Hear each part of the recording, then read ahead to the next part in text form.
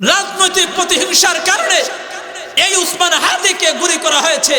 আপনারা বলেন তো দেখি, যারা গুলি করেছো তোমরা কি এই মানুষকে গুলি করে, মানুষ খুন করে, মানুষের ইজ্জত নষ্ট করে, কখনো মানুষকে হয়রানি করে এই দেশে তোমরা কি শান্তিতে থাকতে পারবা? আরে অতীতে তো পারে নাই, ফিরাউন পারে নাই, নমরুদ পারে নাই, আমার দেশে অতীতেও পারে নাই, ভবিষ্যতে যারা মানুষের উপর জুলুম করবে এরাও এই দেশের জমিনে টিকে থাকতে পারবে না। কি বলেন, ঠিক কি না? কেউ অপরের জমি মেরে খায়, অন্যর জমি দখল করে, যদি তার জানা থাকতো যে ভিতরে থাকতো যে আমাকে একদিনের জবাবদিহি করা লাগবে, বিশ্বাস মানুষ তার দ্বারা অবৈধ সম্পত্তি দখল করতে পারতো না। কি বলেন, ঠিক কি না? শুধু অবৈধ সম্পত্তি না, অবৈধ ক্ষমতাও দখল করতে পারতো না। আমার প্রিয় ভাইরা, তাহলে আমি আপনি ভালো করি আর মন্দ করি, পৃথিবীর বুকে যাই কিছু করি না কেন, কিয়ামতের ময়দানে আমার আপনার বিরুদ্ধে 4 প্রকার সাক্ষী দাঁড় করানো হবে। কয় প্রকার বলেন? সবাই বলেন কয় প্রকার? 4 প্রকার সাক্ষী। 1 নম্বর সাক্ষী হবে জমিন। জমিনের কোন স্থানে দাঁড়িয়ে কোন গুনাহ করেছিলাম, কি করেছি, এই জমিন হাসরের ময়দানে আমার আপনার বিরুদ্ধে সাক্ষী দেবে, সব কিছু সে প্রকাশ করে দিবে। দলিল, কুরআনকে যদি প্রশ্ন করেন, ও কুরআন, হাসরের ময়দানে জমিন নাকি মানুষের বিরুদ্ধে সাক্ষী দিবে, এই সম্পর্কে তোমার কাছে কি তথ্য আছে, দলিল আছে, বলো তো দেখি। এবার কুরআনুল কারীম সূরা জিলজালের 4 নম্বর আয়াতে উত্তর দেয়। এই সূরাটা হচ্ছে 99 নম্বর সূরা, 30 নম্বর পারার 20 নম্বর পৃষ্ঠা, 7 নম্বর লাইনে কুরআন বলে, তাহলে শোনো জমিন সেদিন কি বলবে, ইয়াউমা ইযিন তুহাদ্দিসু আখবারাহা। জমিন সেদিন প্রকাশ করে দিবে তার সমস্ত বৃত্তান্ত, খবরাখবর। জমিনের কোন স্থানে দাঁড়িয়ে উসমান হাদিকে গুলি করেছিল, রাজনৈতিক প্রতিহিংসার কারণে, রাজনৈতিক বা অন্য কোনো কারণে কে কার বিরুদ্ধে মিথ্যা মামলা দিয়েছিল, অবৈধ জমি দখল করেছিল, ভাইয়ের হক নষ্ট করেছিল, কোথায় দাঁড়িয়ে মিথ্যা সাক্ষী দিয়েছিল, জমির সেদিন পুঙ্খানুভাবে সব কিছুই প্রকাশ করে দিবি। পেয়েছেন তো? তাহলে মানুষের বিরুদ্ধে হাসরের ময়দানে 1 নম্বর সাক্ষী হবে কি বলেন? কথা বলেন, কি হবে? জমিন। অন্তরে কথাগুলো বসাতে হবে। 1 নম্বর সাক্ষী কি বলেন? জমিন। এ ভাই একটু কমায় দাও। 1 নম্বর সাক্ষী কি হবে বলেন? জমিন হবে। এই আয়াতের তাফসীরের ক্ষেত্রে তিরমিজি শরীফের 2429 নম্বর হাদিসের মধ্যে আসছে, একদিন নবীজি সাল্লাল্লাহু আলাইহি ওয়াসাল্লাম সাহাবায়ে কেরামকে লক্ষ্য করে বললেন, জানো জমিন সেদিন কি বলবে? এবার সাহাবায়ে কেরাম বলতেছেন, আল্লাহ এবং আল্লাহর রাসূলই ভালো জানেন জমিন সেদিন মানুষের বিরুদ্ধে কি বলবে। এবার নবীজি সাল্লাল্লাহু আলাইহি ওয়াসাল্লাম বলেন, শোনো, জমিন হাসরের ময়দানে প্রতিটা নারী পুরুষ পৃথিবীর বুকে ভালো করুক আর মন্দ করুক, বলেন ভালো করুক আর মন্দ করুক, বলেন ভালো করুক আর মন্দ করুক, ভালো করুক আর মন্দ করুক, যাই কিছু করুক না কেন সব কিছুর বিরুদ্ধে জমিন সেদিন প্রকাশ করে দিবে, সাক্ষী দিবে। আল্লাহ যদি এই মডেল মসজিদে এসে নামাজ পড়েন, জমিন সাক্ষী দিবে, আল্লাহ আপনার অমুক বান্দা বা অমুক বান্দি তোমাকে সিজদা দিয়েছিল জমিনের এই স্থানে। আবার যদি এই মোড়ে দাঁড়িয়ে কাউকে মারেন, হাত দ্বারা আঘাত করেন, যাই কিছু করেন না কোনো গুনার কাজ হয়ে থাকে, এই জমিন আমার আপনার বিরুদ্ধে সাক্ষী দিবে, আল্লাহ আপনার এই বান্দা সেদিন এই আকাম করেছিল। তাহলে 1 নম্বর সাক্ষী কি হবে বলেন? জমিন। দুনিয়ার বুকে দেখবেন মানুষের স্বভাব হলো, যখন মামলা হয়, বিচার কার্যক্রম শুরু হয়ে গেছে, সাক্ষী গ্রহণ করা হচ্ছে, এরপরও যে নাকি আসামি এসে দাঁড়িয়ে বলে, বিচারক মহোদয় ওই ব্যক্তি মিথ্যা কথা বলছে, আমার নামে মিথ্যা মামলা দিয়েছে, কি বলেন? বলে কি বলে না? ঠিক তদ্রূপ যখন জমিন আমার আপনার বিরুদ্ধে হাসরের ময়দানে সাক্ষী দিবে, এবার বান্দা জমিনের সাক্ষী মানবে না, আল্লাহ জমিন মিথ্যা বলতেছে, জমিনের সাক্ষী আমি মানি না। এবার আল্লাহ রাব্বুল আলামিন বলবেন, বান্দা তাই জমিনের সাক্ষী তুমি মানো না। আমার প্রিয় ভাইরা, তাহলে এবার আল্লাহ কি করবেন জানেন? দ্বিতীয় নম্বর সাক্ষী দাঁড় করাবেন। কয় নম্বর সাক্ষী বলেন? দ্বিতীয় নম্বর সাক্ষী কি? আমার আপনার অঙ্গ প্রত্যঙ্গ, মানুষের অঙ্গ প্রত্যঙ্গ সাক্ষী হবে। এই জন্য আল্লাহ রাব্বুল আলামিন সূরা ইয়াসিনের 65 নম্বর আয়াতে উত্তর দেয়। এই সূরাটা হচ্ছে 36 নম্বর সূরা, 23 নম্বর পারার 3 নম্বর পৃষ্ঠা 9 নম্বর লাইনে আল্লাহ তাআলা বলেন, আল-ইয়াউমা নাখতিমু আলা আফওয়াহিহিম, আজ আমি তাদের মুখে মোহর মেরে দিব, মুখ বন্ধ হয়ে যাবে, মুখ দ্বারা কথা বলার কোনো শক্তি থাকবে না। ওয়া তুকাল্লিমুনা আইদিহিম, এবার তাদের হাত আমার সাথে কথা বলবে। কোন হাত দ্বারা কাকে কুপিয়ে হত্যা করেছিল, কোন হাত দ্বারা কাকে করে খুন করেছিল, কাকে গুলি করেছিল, রক্তাক্ত করেছিল, কোন হাত দ্বারা এভাবে মিথ্যা মামলা লিখেছিল, মিথ্যা সাক্ষী দিয়েছিল, সেদিন হাত সব কিছু আল্লাহ তাআলার কাছে প্রকাশ করে দিবে। শুধু কি হাত না, আল্লাহ তাআলা বলেন, ওয়া তাশহাদু আরজুলুহুম বিমা কানু ইয়াকসিবুন, সেদিন তাদের পাও সাক্ষী দিবে, পাও দিয়ে দৌড়াইয়ে কোথায় কোন গুনাহ করেছিল। এক কথায় হাত পা আমি আপনি যাই কিছু করি না কেন দুনিয়াতে সব কিছুর বিরুদ্ধে সেদিন সাক্ষী দিবি।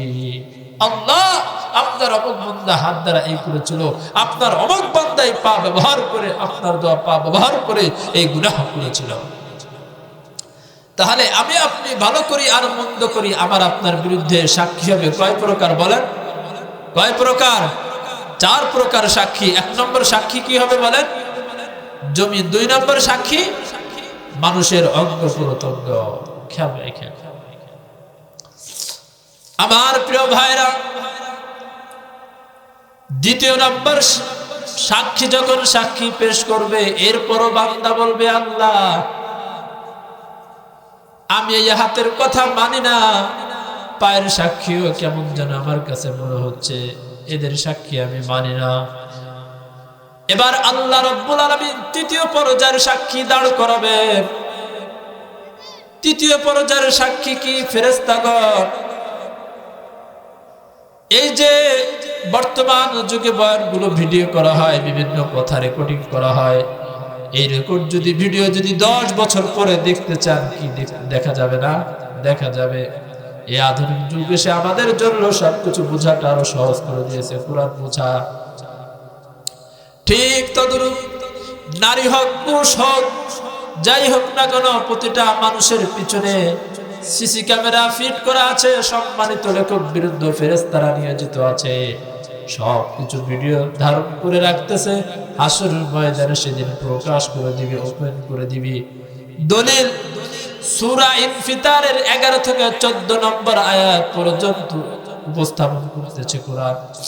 এবং এই সূরাটা হচ্ছে 82 নম্বর সূরা, 30 নম্বর পারার 7 নম্বর পৃষ্ঠা 3 নম্বর লাইনে কোরআন বলে, তাহলে শোনো, কিরামান কাতিবিনা ইয়ালামুনা মা তাফআলুন, সম্মানিত লেখক বিরুদ্ধ ফেরেশতাগণ তারা জানে যা তোমরা করো। কারা জানে বলেন? সম্মানিত লেখক বিরুদ্ধ ফেরেশতাগণ, যাদেরকে আমরা কিরামান কাতিবিন বলে জানি। কিরামান কাতিবিন কোন ফেরেশতার নাম নয়, বরং এর অর্থই হচ্ছে সম্মানিত লেখক বিরুদ্ধ ফেরেশতাগণ। ইয়ালামুনা, তারা জানেন, মা তাফআলুন, যা তোমরা দুনিয়াতে করো। ভালো করো আর মন্দ করো, নামাজ পড়েছো এগুলো ভিডিও করে রেখেছে, তুমি দান সদকা করেছো এগুলো ভিডিও করে, কুরআন তেলাওয়াত করে এগুলো ভিডিও করে, এবং তুমি রাতের গভীরে কার বাড়িতে চুরি করতে গিয়েছো এগুলো ভিডিও করে রাখতেছে, কোন মায়ের ইজ্জত নষ্ট করতেছে এগুলো ভিডিও করে রাখতেছে, কার জমি অন্যায়ভাবে দখল করেছে এগুলো ভিডিও করে রাখতেছে। কাকে তুমি রাজপথে গুলি করে হত্যা করার ষড়যন্ত্র করেছিলে, এইগুলো ভিডিও করে রাখতেছে, সব কিছু ভিডিও করে রাখতেছে। আল্লাহর সামনে কিয়ামতের ময়দানে সেদিন ওপেন করে দিবে, প্রকাশ করে দিবে। কি বলেন, ঠিক কি ঠিক না? ইল্লাল আবরার লাফি নাঈম, যারা নাকি নেককার, নেক আমলের প্রতিযোগিতা করে, তারা কিয়ামতের ময়দানে জান্নাতুন নাঈম, নাঈম নামক জান্নাতে থাকবে। সুবহানাল্লাহ, সুবহানাল্লাহ। একটু আস্তে বলুন, কেউ যেন শুনে না খবরদার। ওয়া ইন্নাল ফুজ্জারা লাফি জাহিম, আর যারা নাকি অপরাধী, যারা নাকি গুনাহের প্রতিযোগিতা করেছে, তাদের জন্য জাহান্নাম ছাড়া আর কোনো উপায় থাকবে না, ওদের ঠিকানা হচ্ছে জাহান্নাম। নাউযুবিল্লাহ। তাহলে হাসরের ময়দানে নারী হোক পুরুষ হোক, সাক্ষী হবে কয় প্রকার বলেন? 4 প্রকার সাক্ষী। 1 নম্বর সাক্ষী কি বলেন? দ্বিতীয় নম্বর সাক্ষী অঙ্গ প্রত্যঙ্গ। 3 নম্বর সাক্ষী, হ্যাঁ মাশাআল্লাহ।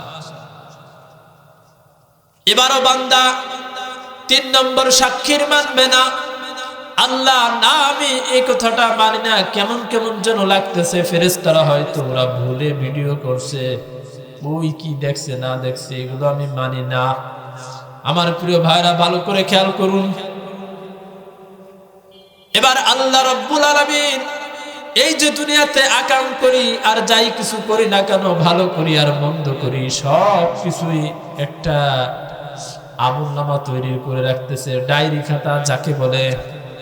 আমার প্রিয় ভাইরা, সূরা কাহাফের 48 নম্বর আয়াতে আল্লাহ তাআলা বলেন, এই সূরাটা হচ্ছে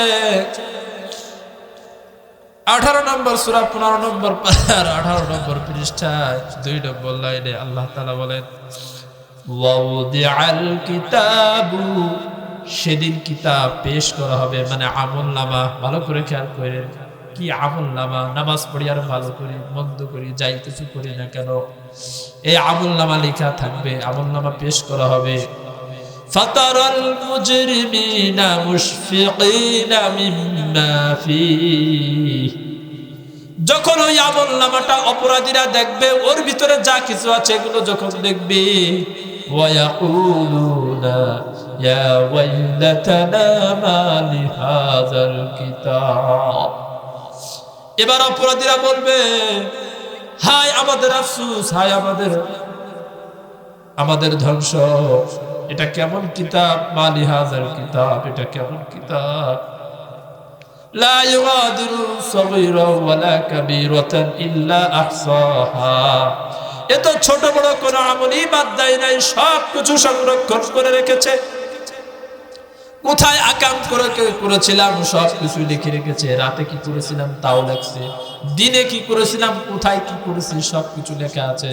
ওর নিজেরও মনে পড়ে যাবে, হ্যাঁ আমি এই কাজগুলো করেছিলাম, এই আকাম করেছিলাম, আরেকজনের জমি দখল করেছিলাম, বোনের হক নষ্ট করেছি, ভাইয়ের হক নষ্ট করেছি, প্রতিবেশীকে কষ্ট দিয়েছি, এভাবে ওলামায়ে কেরামের মানহানি করেছি, মিথ্যা মামলা দিয়ে জেলে ঢুকিয়েছি, কাউকে ফাঁসি দিয়েছি, কাউকে গুম করেছি, খুন করেছি, সব কিছু সেদিন লেখা থাকবে আকামগুলোর কথা। আমার প্রিয় ভাইরা, লা ইউগাদিরু সগীরাতান ওয়ালা কাবীরাতান ইল্লা আহসাহা ওয়া ওয়াজাদু মা আমিলু হাদিরা, সেদিন তারা সব কিছু উপস্থিত দেখতে পাবে। লা ইয়াজলিমু রাব্বুকা আহাদা, তোমার রব কারোর উপর সেদিন জুলুম করবে না। আমার প্রিয় ভাই, কি বলেন, আল্লাহ তাআলা বান্দার উপর জুলুম করে না? আল্লাহ তাআলা বান্দার উপর জুলুম করে না, কিন্তু আমরা মানুষ হইয়া মানুষের উপর জুলুম করি। হাদিসের মধ্যে আসছে, ইন্নাল্লাহা লা ইউমলি লিয-যালিম হাত্তা ইযা আখাযাহু লাম ইফলিতহু, এই পৃথিবীর বুকে আল্লাহ তাআলা এভাবে ইনসানকার হিসেবে মানুষকে প্রত্যেকজনকে এক একটা, হ্যাঁ, কখনো ক্ষমতা দিয়ে দেখে, কখনো টাকা পয়সা দিয়ে দেখে, কিন্তু মানুষ যখন মানুষের উপর জুলুম করতে থাকে, জুলুম যখন করতে থাকে, বান্দাকেও আল্লাহ তাআলা সুযোগ দিতে থাকে জালেমকে, কিন্তু যখন এই জালেমকে ধরেন তখন আর ছাড়েন না, সুযোগ দেন না। কি বলেন, ঠিক কি ঠিক না?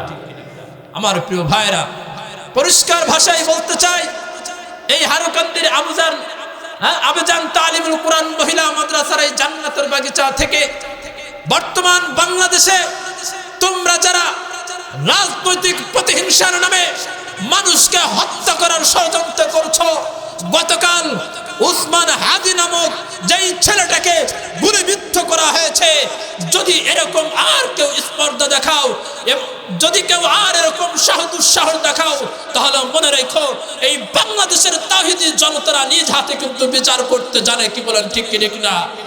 আমার প্রিয় ভাইরা, আর প্রশাসনের কাছে আমার উদাত্ত আহ্বান যে এই কুলাঙ্গারকে 24 ঘন্টার ভিতরে ধরে ওর সঠিক বিচার করা। কি বলেন, ঠিক কি ঠিক না? এই দেশে কোনো খুনি থাকতো না যদি প্রকৃতভাবে বাংলার জমিনে প্রত্যেকটা অতীতের খুনির বিচার হতো। কি বলেন, ঠিক কি ঠিক না? আমার প্রিয় ভাইরা, এই দেশে খুন, ঘুষ এগুলো বেড়ে যাওয়ার একটাই কারণ হচ্ছে এই দেশের প্রশাসনিক দুর্বলতা। কি বলেন, ঠিক কি ঠিক না? আল্লাহ তাআলা আমাদের জাতিকে বুঝার তৌফিক দান করেন, সকলে বলেন আমিন। আমার প্রিয় ভাইরা, তাহলে হাসরের ময়দানে আমার আপনার বিরুদ্ধে সাক্ষী হবে কয় প্রকার বলেন? 4 প্রকার। কিয়ামতের বিভীষিকাময় নিয়ে পরিস্থিতি নিয়ে আলোচনা করতেছিলাম। এবার আসেন কিয়ামতের অবস্থাটা কেমন হবে। সূরা হাজের 1 এবং 2 নম্বর আয়াতে আল্লাহ তাআলা বলেন, ইয়া আইয়ুহান নাসু তাকু রাব্বাকুম, এ দুনিয়ার মানুষ তোমরা তোমাদের রবকে ভয় করো। কেন ভয় করবা জানো? ইন্না জালজালাতাস সাআতি শাইউন আযীম, কারণ কিয়ামতের কম্পন প্রকম্পন হচ্ছে একটা ভয়ঙ্কর ব্যাপার। ইয়াউমা তারাউনাহা তাযহালু কুল্লু মুরদিআতিন, সেদিন মানুষদেরকে দেখবে, এই ছেলের কথা বলছেন, সেদিন মানুষদেরকে দেখবে যে সমস্ত নারীরা তার সন্তানকে দুধ পান করায়, দুগ্ধ পোষ্য শিশুর কথা ওই নারী ভুলে যাবে যখন কিয়ামতের প্রকম্পন শুরু হয়ে যাবে। ইসরাফিল আলাইহিস সালাম যখন সিংহায় ফুৎকার দিয়ে কিয়ামতের দামামা বাজিয়ে দিবেন, শুরু হয়ে গেছে কিয়ামত। শুধু তাই নয়, ওয়াতাদাউ কুল্লু যাতি হামলিন হামলাহা, যে সমস্ত মায়েরা গর্ভ ধারণ করেছে অটো ভাবে তার ডেলিভারি হয়ে যাবে, কোনো ধাত্রীর প্রয়োজন হবে না, সিজারের প্রয়োজন হবে না, মেডিকেল সায়েন্সের কোনো ডাক্তার বা কোনো নার্সের সহযোগিতা লাগবে না। ওই কিয়ামতের যে প্রকম্পন, যে একটা ভয়াবহতা, ওটা কানের আওয়াজ আসার সাথে সাথে ওই গর্ভের সন্তান পড়ে যাবে। শুধু তাই নয়, আল্লাহ তাআলা বলেন, ওয়াতারান নাসা সুকারা, মানুষদেরকে দেখবে নেশাগ্রস্ত নাই, ওয়ামা হুম বিসুকারা, অথচ তারা নেশাগ্রস্ত নয়, তারা মদ খায় নাই, গাঁজা খায় নাই, ইয়াবা সেবন করে নাই, দুনিয়ার কোন নেশা সেবন করে নাই। এটা কেন জানো? ওয়ালাকিন্না আযাবাল্লাহি লাশাদীদ, এটার কারণ হলো তোমার আল্লাহ তাআলার আযাব অনেক কঠিন। এই ভয়াবহতার কারণে মানুষের এই পরিস্থিতিটা হবে। আমার প্রিয় ভাইরা, কিয়ামতটা কেমন হবে, হাসরের ময়দানের কথা মানুষ যদি চিন্তা করত, তাহলে আমার বিশ্বাস মানুষ মানুষের ক্ষতি করতে পারতো না, এভাবে গুনার কাজ করতে পারতো না, খুন খারাপি করতে পারতো না। আমার প্রিয় ভাইরা, দুনিয়ার সেদিন নিজের কোনো কাজে আসবে না, আত্মীয় স্বজন তো দূরের কথা, নিজের কোনো কাজে আসবে না হাসরের ময়দানে। কিভাবে বললাম? ওই যে একটু আগে বলেছি, অঙ্গ প্রত্যঙ্গ আমার আপনার বিরুদ্ধে সাক্ষী দিবে। কি বলেন, ঠিক কি ঠিক না? দুনিয়া তো নিজের কোনো অংশ নিজের কাজে আসে না। তার একটা তথ্য কি, মেডিকেল সায়েন্সের একটা গবেষণা বলছি, কোন ব্যক্তি যদি অ্যাক্সিডেন্ট করে, ধরেন তার চেহারা থেকে, তার মুখ থেকে চামড়া চলে যায়, অ্যাক্সিডেন্টে স্কিন নষ্ট হয়ে যায়।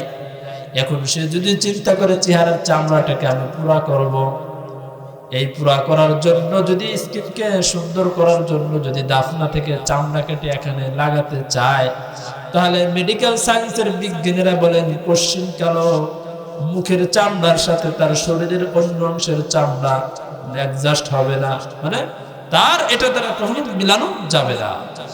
আমার প্রিয় ভাইরা, দুনিয়াতে নিজের অংশ, শরীরের এক অংশ যদি আর এক অংশে কোনো কাজে না আসে, হাসরের ময়দানে তো দূরের কথা, ঠিক তদ্রূপ কিয়ামতের ময়দানে আমার ভাই বলেন, মা বলেন, বাবা বলেন, কেউ কারুর হবে না। দলিল সূরা আবাসের 34 থেকে 37 নম্বর আয়াত পর্যন্ত কুরআন বলে, তাহলে শোনো। এই সূরাটা হচ্ছে 30 নম্বর পারা 5 নম্বর পৃষ্ঠায় কুরআন বলে, ইয়াউমা ইয়াফিরুল মারউ মিন আখি, সেদিন ভাই ভাই থেকে পালায়ন করবে। কোন ভাই? জোড়ের ভাই। যেই ভাই নাকি কোনো ভাইকে যদি আঘাত করে, আব্দুর রহিম নামক একজন ব্যক্তি তাকে আঘাত করেছে, তার আরেক ভাইয়ের নাম আব্দুল করিম। সে যখন ভাইয়ের মারির কথা শুনে ও বাড়ি থেকে শপথ করে, আমার ভাইকে যে মেরেছে তার প্রতিশোধ না না পর্যন্ত দুপুরে খাইব না। কি বলেন? ঠিক কি ঠিক না? বলে কি বলে না? এই ভাই সেদিন ভাইয়ের পরিচয় দিবে না। ভাইও ভাই থেকে কি করবে? পালায়ন করবে। ওয়া উম্মিহি, মা থেকে পালায়ন করবে। কোন মা থেকে? যেই মা সন্তানের জন্য কি না করেছে দুনিয়াতে। সন্তান অসুস্থ হয়েছিল, নিজে চিকিৎসা করে নাই, বাপের বাড়ি থেকে জমি বিক্রি করে টাকা এনে পর্যন্ত সন্তানকে চিকিৎসা করেছিল, সেই টাকাও শেষ, ভিক্ষা করে পর্যন্ত সন্তানকে চিকিৎসা করাইছে মা। সেদিন এই মা থেকে সন্তান পালায়ন করবে। আর একটা বাবাও সন্তানের জন্য কি না করে, তার জীবনের মাঠে কাজ করা, রিক্সা চালানো, অফিস আদালত চাই, কিছু বলেন না কেন, সে কি নিজের জন্য করে নাকি সন্তান পরিবারের জন্য করে? বলেন, সন্তান পরিবারের জন্য করে।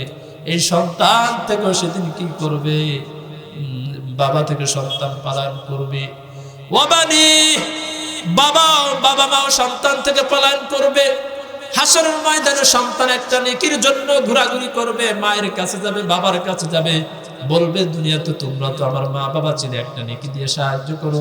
দুনিয়াতে আমার পিছনে কত টাকা না ব্যয় করেছো, আমাকে বড় করেছো, লালন পালন করেছো, খাবারটা চাইলে খাবার এনে দিয়েছো, যা কিছু প্রয়োজন সব কিছু দিয়েছো। আজকে হাসরের ময়দানে একটা নেকির জন্য ধরা খেয়ে গেছি, একটু আমাকে হেল্প করো। সেদিন এই মা বাবা বলবে, না, দুনিয়াতে আমার কোনো সন্তান ছিল না।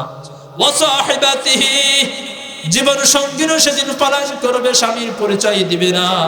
লিকুল্লি ইমরিইম মিনহুম ইয়াউমাইযিন শাআনুন ইউগনি, সেদিন প্রতিটা মানুষ যার যার অবস্থা নিয়ে ব্যস্ত থাকবে। আমার প্রিয় ভাইরা, কেউ কারোর খবর রাখবে বলেন? রাখবে না।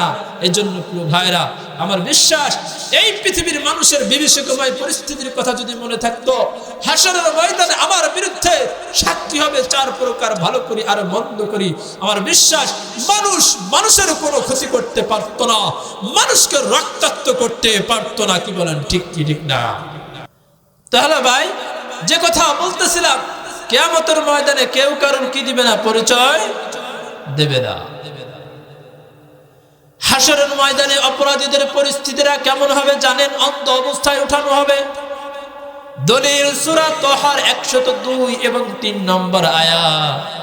এই সূরাটা হচ্ছে 20 নম্বর সূরা 16 নম্বর পারার 18 নম্বর পৃষ্ঠায় আল্লাহ তাআলা বলেন, ইয়াউমা ইনফাখু ফিস সূরি, যেদিন সিংহায় ফুৎকার দেওয়া হবে, ওয়া নাহশুরুল মুজরিমিনা ইয়াউমা ইদিন যুরকা,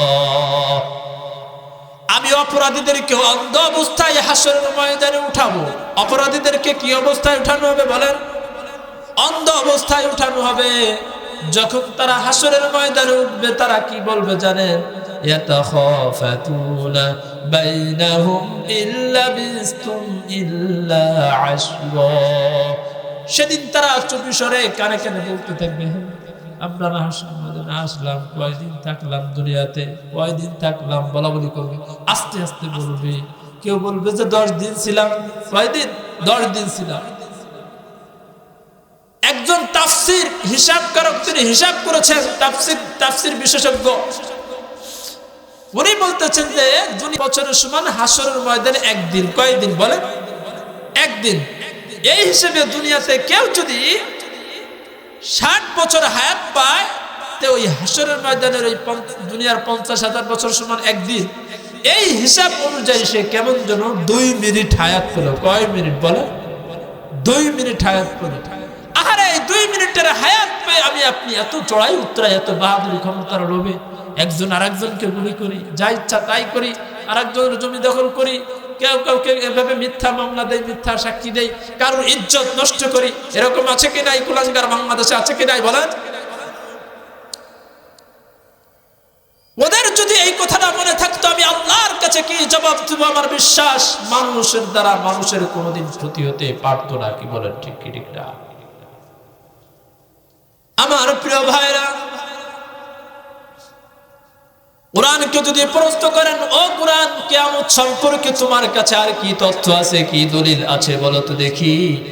এবার কোরআনুল কারীম সূরা হাক্কার 13 থেকে 17 নম্বর আয়াত পর্যন্ত কোরআন বলে, তাহলে শোনো। ফাইদা নুফিখা ফিস সূরি নাফখাতু ওয়াহিদা, যখন সিংহায় একটা ফুৎকার দেওয়া হবে, ওয়া হুমিলাতিল আরদু ওয়াল জিবালু ফাদুক্কাতা দাক্কাতাও ওয়াহিদা, একটা সিংহায় ফুৎকারের সাথে সাথে জমিন এবং পাহাড়কে সরিয়ে নেওয়া হবে। ফায়াউমাইযিন ওয়াকাআতিল ওয়াকিআ, সেদিন মহা ঘটনা সংঘটিত হবে। ওয়ানশাক্কাতিস সামাউ ফাহিয়া ইয়াউমাইযিন ওয়াহিয়া, আসমান বিদীর্ণ হয়ে যাবে, ফলে আসমানটা দুর্বল বিক্ষিপ্ত আকারে পরিণত হবে। ওয়াল মালাকু আলা আমজাইহা, আসমানের যত ফেরেশতারা আছে আসমানের কিনারায় চলে আসবে সম্পূর্ণ ফেরেশতারা। ওয়া ইয়াহমিলু আরশা রাব্বিকা ফাওকাহুম ইয়াওমাইযিন সামানিয়া, আর তোমার রবের আরশকে 8 জন ফেরেশতা তাদের ঊর্ধ্বে ধারণ করে রাখবে, বহন করে রাখবে। ইয়াউমাইযিন তুরাদুনা লা তাখফা মিনকুম খাফিয়া, সেদিন তোমাদের হাসরের ময়দানে জমায়েত করা হবে, একত্রিত করা হবে, উপস্থাপন করা হবে। লা তাখফা মিনকুম খাফিয়া, কোন গোপন বিষয় সেদিন গোপন থাকবে না। গোপনে কার বিরুদ্ধে কি ষড়যন্ত্র করেছিলে, কাকে মেরেছিলে, কাকে গুম করেছিলে, জমিনের কোন স্থানে দাঁড়িয়ে রাতের গভীরে কার ইজ্জত নষ্ট করেছিলে, সব কিছু সেদিন প্রকাশ পেয়ে যাবে, কেউ লুকাতে পারবে না। এই জন্য প্রিয় ভাইরা আমার, যার ভিতরে আল্লাহর ভয় আছে, হাসরের ময়দানে একদিন জবাবদিহি করা লাগবে আল্লাহর সামনে। আমার বিশ্বাস তার দ্বারা কোনোদিন গুনার কাজ হতে পারে না। কি বলেন? ঠিক কি ঠিক না? আমার প্রিয় ভাইরা, হাসরের ময়দানে যখন মানুষকে উঠানো হবে, তখন তার পরিস্থিতিটা কেমন হবে? বুখারী শরীফের 6527 নম্বর হাদিসের মধ্যে আসছে, আন আয়েশা রাদিয়াল্লাহু আনহা قالت, আম্মাজান আয়েশা সিদ্দিকা রাদিয়াল্লাহু আনহা থেকে বর্ণিত, তিনি বলেন, قال রাসূলুল্লাহ সাল্লাল্লাহু আলাইহি ওয়াসাল্লাম, নবীজি সাল্লাল্লাহু আলাইহি ওয়াসাল্লাম ইরশাদ করেছেন, তুহশারুনা হুফাতান উরাতান গুরলা, সেদিন মানুষকে খালি পায়ে, হুফাতান খালি পায়ে, উরাতান খালি পায়ে, নগ্ন শরীরে, উলঙ্গ শরীরে, গুরলা এবং খাতনাবিহীন অবস্থায় হাসরের ময়দানে উঠানো হবে। পায়ে জুতা থাকবে না, শরীরে পোশাকও থাকবে না, খাতনাবিহীন অবস্থায় উঠানো হবে। অর্থাৎ যেভাবে আসছিলাম ঠিক ওইভাবেই যাইতে হবে। কি বলেন? ঠিক কি ঠিক না? ক্বালাত আয়েশাতু, আম্মাজান আয়েশা সিদ্দিকা রাদিয়াল্লাহু আনহা বলেন, ফাকুলতু ইয়া রাসূলুল্লাহ, আমি জিজ্ঞেস করলাম, ইয়া রাসূলুল্লাহ, আর রিজাল ওয়ান নিসা ইয়ানজুর বা'দুহুম ইলা বা'দ, হাসরের ময়দানে নারী পুরুষ সবাই যদি একসাথে উলঙ্গ অবস্থায় ওঠে, সেদিন নারী পুরুষের দিকে কি তাকাবে না, পুরুষ কি নারীর দিকে তাকাবে না?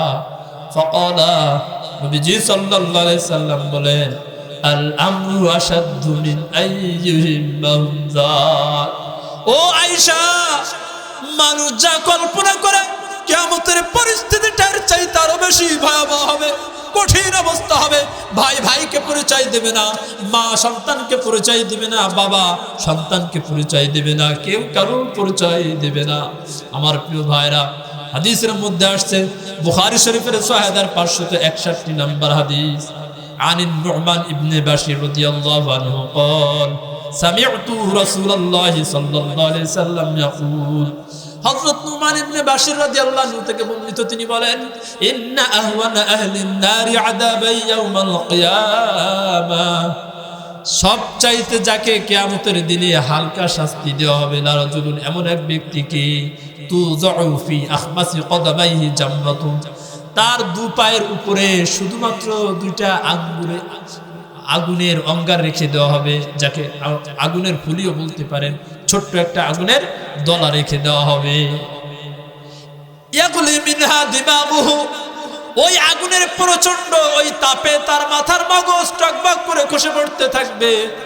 মা ইয়ারা আন্না হাদান আশাদ্দু মিনহু আযাবা, ওই ব্যক্তি ভাববে আমার চাইতে কঠিন আযাবের মুখোমুখি আর কেউ হয় নাই, কঠিন আযাবের সম্মুখীন হয় নাই।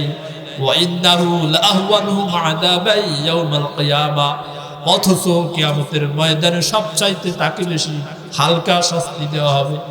এই হালকা শাস্তিতে সে যদি মনে মনে ভাবে যে আমার চাইতে কঠিন আযাবের সম্মুখীন বোধহয় কেউ হয় নাই, তার যদি এই অবস্থা হয়, আমার আপনার গুম খুন, মানুষের ইজ্জত, কোন মা বোনের ইজ্জত নষ্ট করার কারণে, প্রতিবেশীর সম্পত্তি দখল করার কারণে, কোন উলামা ইকরামকে মিথ্যা মামলা দেওয়ার কারণে দুনিয়ার যত আকাম করেছি, এই আকামের আসামি হয়ে যদি আল্লাহ তাআলা পুরো দেহটাকেই জাহান্নামের মধ্যে নিক্ষেপ করে, সেদিন আমার আপনার পরিস্থিতিটা কি হতে পারে, এটা কি কখনো আমি আপনি ভেবে দেখেছি বলেন?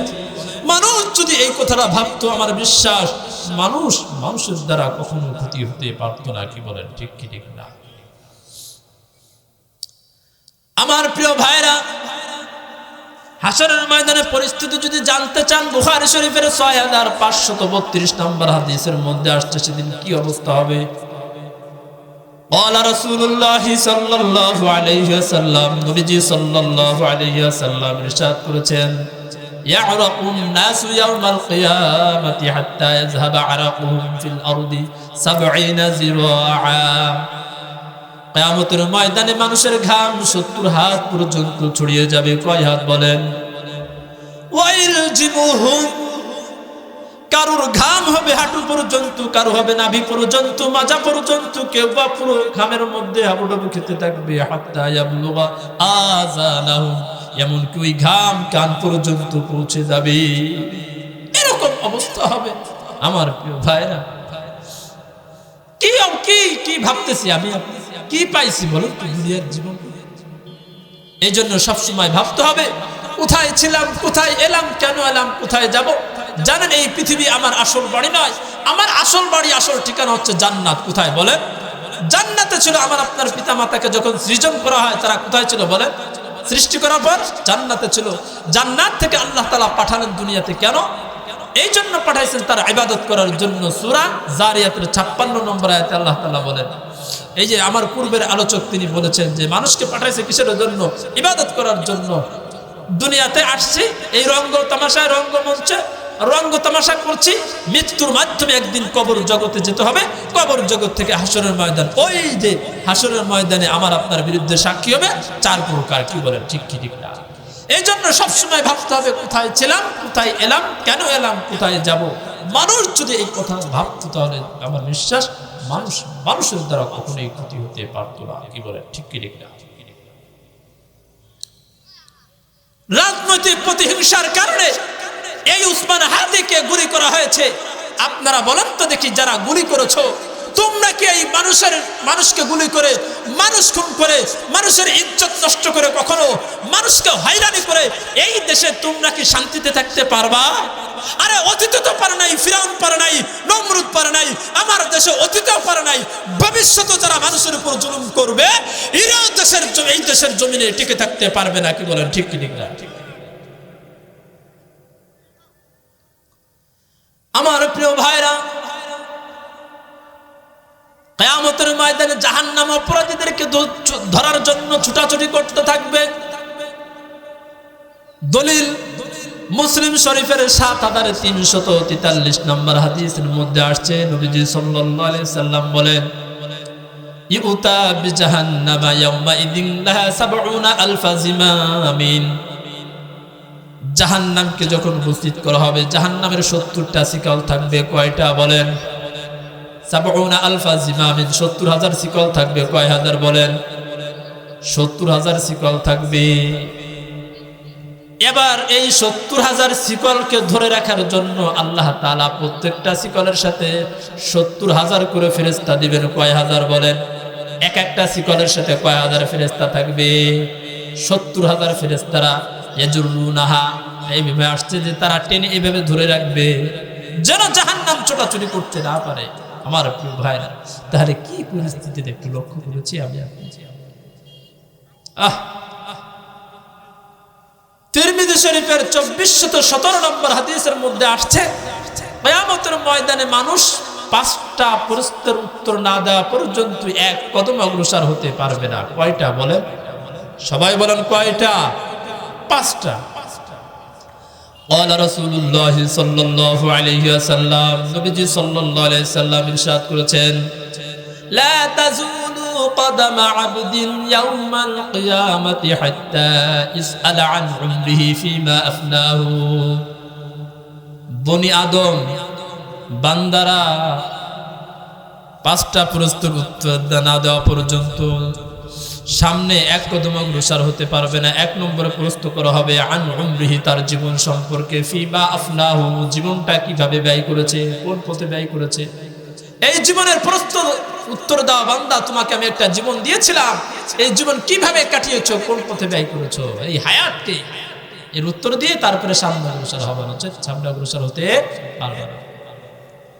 2 নম্বর প্রশ্ন করা হবে ওয়ান ইলমিহি ফিমা ফাআলা, আমি তোমাকে জ্ঞান দান করেছিলাম, এই ইলম দান করেছিলাম, এই ইলম অনুযায়ী, জ্ঞান অনুযায়ী কতটুকু আমল করেছো, এর হিসাব দাও। 3 নম্বর প্রশ্ন করা হবে ওয়ান মালিহি, মাল সম্পর্কে, মিন আইনা ইকতাসাবাহু, এই সম্পদটা কিভাবে উপার্জন করেছো, সুদের মাধ্যমে, ঘুষের মাধ্যমে, আরেকজনের হক নষ্টের মাধ্যমে, নাকি অন্য কোনো ভাবে। 4 নম্বর প্রশ্ন করা হবে ফিমা ইকতাসাবাহু, বান্দার সম্পদগুলো কিভাবে ব্যয় করেছো, গানের প্যান্ডেলে ব্যয় করেছো, মানুষ খুন করার পিছনে ব্যয় করেছো, নাকি আল্লাহর ঘর, মসজিদে, মাদ্রাসা দান করার মাঝে ব্যয় করেছো, এর উত্তর দাও। 5 নম্বর প্রশ্ন করা হবে ওয়ান জিসমি ফিমা আবলাহু, যৌবন কাল সম্পর্কে, যৌবনটা কোন পথে ব্যয় করেছো, এই যৌবন কালের হিসাব দিয়ে এরপরে তুমি সামনে অগ্রসর হবে। বুঝে আসছে? আল্লাহ তাআলা আমাদেরকে বুঝার এবং আমল করার তৌফিক দান করুন, সকলেই বলেন আমিন।